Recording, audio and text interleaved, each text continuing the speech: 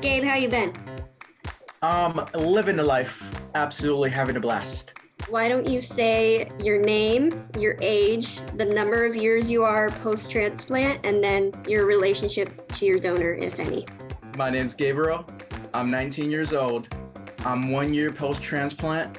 I've never met my donor, and this is my story. Why don't you talk me through a little bit about what life was like for you prior to transplant? Absolutely. So we would have to jump back in a time machine and go back to when I was around 12. And when I was around 12, that's when things in my life started to go a little sideways. I was a pretty happy, energetic kid. Couldn't stop talking to everybody in school. Always wanted to do something around, play outside, play with my siblings, annoy them. But it all took was one blood test at my old clinic. It just took one test, and that's when we realized it started with cholesterol. Those levels were really weird, and my old doctor was like, "Hey, let's get that checked out." It went weird, and those tests turned into more tests, and then turned into a doctor transfer, or really it all of a sudden turned into, oh, you have to go to a renal doctor. I just kept going to these doctor visits. It started with once every 3 months, and then started once every 2 months, twice a month, and then all of a sudden it was every 2 weeks. You have to go to this doctor. I didn't get a hold of my emotions or what I was doing with myself. I was constantly under the weather. I started to see the effects of kidney chronic disorder, of just losing function. It all started with energy levels. I started sleeping more. I was less energetic. I was very underweight, and I just couldn't keep up with any of it. And then one night, I just got the call out of just the blue. I was like, my mom was like 2 in the morning. For some reason, guy was just like, listen to that conversation real quick. For some reason, I'm on my computer, like disassociating into this other reality. And he was like, go listen to that conversation. And my mom was like, hello, what's going on? And I can hear over the phone that someone passed away, and there was a match result that matched me. And I still remember that night driving out to the hospital. Mhm. It was such a weird time in my life. And I can talk minutes, hours of how I used to be. But I still remember the night I had my transplant. But yeah, that was my life before the transplant. Kind of sounds like you kind of had a little shift in the mind there right when you got that call. So why don't you go a little bit in more depth about that? It was just a different type of night where you get a phone call. Well, I didn't get it. I just playing on my computer, and for some reason I could just pick up this conversation even though I'm blasting whatever is in my ears, and I can hear it for some reason. Hey, like, there's a match, and we need you to come down to the hospital at 2 to 3 in the morning. So that ride back to the hospital, I live at the hospital. I'm there constantly. But it's a different ride when you start to realize, oh my, like, are things gonna change? Is there change gonna happen after so many just years after nothing changing? Oh, I don't even remember. I think we went through the ER. No, we didn't. We went straight to the fifth floor. It's surreal. I think for the first time, I'm actually in the moment Mhm. when they're dressing me in my gown. They're hauling me down to just another corridor. I still remember the drive there down to the elevator, and all of a sudden I'm in the operating room. That's when it hits me. I'm like, oh my God, this is happening. Like, this is actually happening. And like my family is not in here, so it's all nurses, and I'm the most social person. I'm talking, hey, like, oh my God, like this is happening. Like, what, like, hey, how are you doing? What are you doing? And everybody's explaining what they're doing, and I loved it. They knew how to calm me down because I was happy, but at the same time freaking out because this isn't just a little stab in me and take a little piece of my kidney. No, this is you getting another one. So they fully explained what's going to happen. And this is my second favorite part of what I still remember. They let me choose my favorite song or my favorite artist, but I was just floating when they gave me that option. I was so happy. And that was the moment where everything from that point on will change for the better. Also, you mentioned the kind of drive to the OR. Funny enough, that is the main thing that I remember about my transplant. I was very young, 9 years old. Not a lot of memories when you're 9 years old. And the hospital bed ride to the OR, I don't know why, but I was saying the alphabet over and over in my head to keep myself from probably crying, but I I didn't. don't blame you. We were so many things were Russian, but you're also in the moment. Like it was just weird. What are some things that maybe you tried and didn't work in order to get your water intake in and take your meds on time, and just sharing some kind of tips and tricks for people who don't know what to expect after transplant? Absolutely. Um, I think first, what I want to say, if anything will take from me, is you will make mistakes. It's gonna happen. We are humans. Whether you're, oh, I'm perfect, I ain't gonna do nothing, it's gonna happen. One day, you're gonna realize, oh my God, I didn't drink enough water. And don't kid yourself. As a kid who barely drank water, and all of a sudden, oh, 3 liters, come on, 3 liters. It's don't expect to like have it down immediately. It is a climb. It is a grind. Keep that in mind. And something else I wish someone told me earlier is when you miss a dose, and it's gonna happen. It happens to all of us. But I wish someone told me this sooner. You're okay. Please calm down. Or if you take an extra dose, you took your meds in the morning, you go about your day, you forget you take them again. Oof, the first time I did that. Oh my God.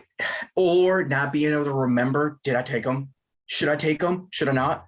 Oh my God, do I take them? I used to know. It is okay. You're fine. Freak out, whatever, freak out, do a little dance move, freak out, but remind yourself that it is okay. And my little tip is if you have like a purse or your backpack or something you carry your stuff in, carry a little extra meds. I know I do that. I have 2 of every meds in this labeled pill container, extra meds. You can take your main, but just bring a little extra one, because you cannot imagine where, oh my God, I'm in a hurry. Oh my God, I'm in a hurry. I need to go. And it's going to happen in your life. And you're like, oh my God, my meds, I didn't bring them. Pull out your backpack, your little purse, boom, extra meds. I've had this happen now, and it's so clutch. And I'm like, yes, I have my extra meds. Yeah. So pop them there. So that's a little tip, is just have it. You might not think, why would I need it? Just have it. That emergency dose definitely comes in handy. And I like what you said about remembering your meds, because I had such a hard time not memorizing the names because I heard them my entire life, but the dosages of each pill. Yeah, I mean, a tip that I guess I can share is I have that all in my phone under the like emergency info or whatever. But yeah, that's a good point. Yeah, you can ask your doctor or your nurse, hey, is there an app? I mean, today's age, there's an app for everything. And I know my nurse, Shelley, she did tell me about this app, and you can put all your meds in there. So if you don't want to remember them, boom, you have them on your phone. What role would you say that your family and your friends have played throughout your transplant experience? I didn't show any empathy. I didn't take in consideration of what they were thinking because I just couldn't. I couldn't handle it. I couldn't use that energy because what energy? I couldn't even do it for myself. For someone in my case of just downhill, it's tough. It's very tough. It's very hard for me now to even talk about my family because whoever takes you or whoever's really there for you, and for them to see their own child just lose hope, just cripple, it's too much. It's heartbreaking. In my case too, for friends, I was the biggest actor. I, for the most part of my school, elementary and high school career, I always won most likely to be an actor because I wouldn't let anybody see what was going down inside me. I couldn't. Why would I? I couldn't let them see who really was behind my character. On the outside, I was the energetic, happy, oh, I'm telling the best jokes. I'm doing the funniest stuff. I'm making everybody laugh. It's just having the best time. For my case, I didn't let any of them see until I had the call and the surgery happened. Everything changed because finally in my life there was change. It's a different kind of love and happiness seeing your family members finally smile and they're grateful, they're praying for any religion, they're praying, just having the most uptime, just knowing that their son, their cousin is finally gonna be able to be his true self. Yeah. It's a very good feeling. So if you're in a position where it's just like tough and you just can't imagine how your family's feeling, once it happens, all of those memories behind you, poof, gone. They don't matter. Why don't you talk a little bit about mental health experience and then kind of who has helped you, what has helped you through that? Uh, I think I want to first say is mental health is no joke. It's no joke. I do live by this as your life will be determined is how you look at it up here. And something I kind of wish I could tell my younger self is try to understand mental health and just educate yourself, look at it, read it, experience it. Don't suppress it because if you do, all that you're doing is making a bigger snowball, a bigger snowball, a bigger snowball until one day it crushes you.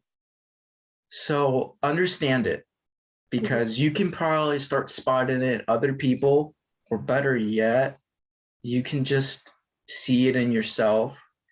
And that's probably the first step into getting yourself better is acknowledging what you have, what you're experiencing. And from there, things will get better. I love that we got to go into depth about that because it's so important. And even for me as a person who doesn't fully understand mental health and was never talked about, like I said, I just want to share it with people. I just want them to know that it's okay throughout this specific journey, throughout the journey of transplant. Physically, you feel bad at first, then you get the call, you get the transplant, that whole thing we could talk about for hours, the surgery, the hospital stay. You come home and you have this new lease on life and you're expected to be thankful and at the top of the world, and you are, but it's okay if you have those days where you're not. And I think that's the biggest point that we Totally normal.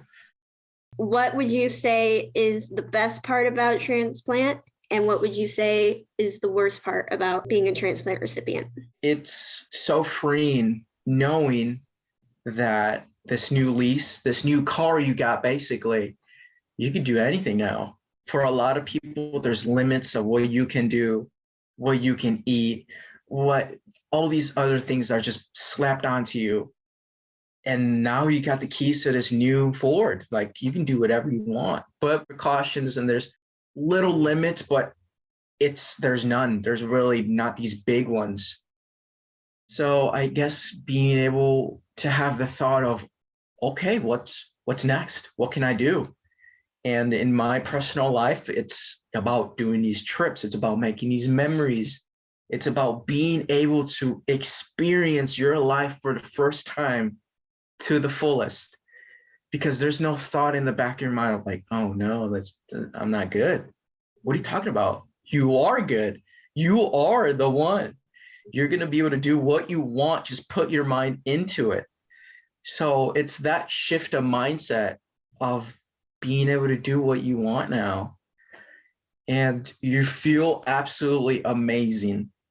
That was something that I didn't understand when I was told about it prior, is they're like, you're going to feel amazing. You're not going to be able to know what to do with yourself. And I'm like, right, okay, all right. But I can't put it into words, the feelings you will feel after. The worst part is, like you said, you're signing the lease, and you got rent. And this rent is, you are obligated to take these meds. So I know for me is, I like to just wake up and do whatever I want. You do have to plan ahead of like, okay, I have to wake up at this certain time. It's either I eat or I get a stomach ache. You have to take those meds. You have to. So it's kind of that. It's like you're on these meds for the rest of your life.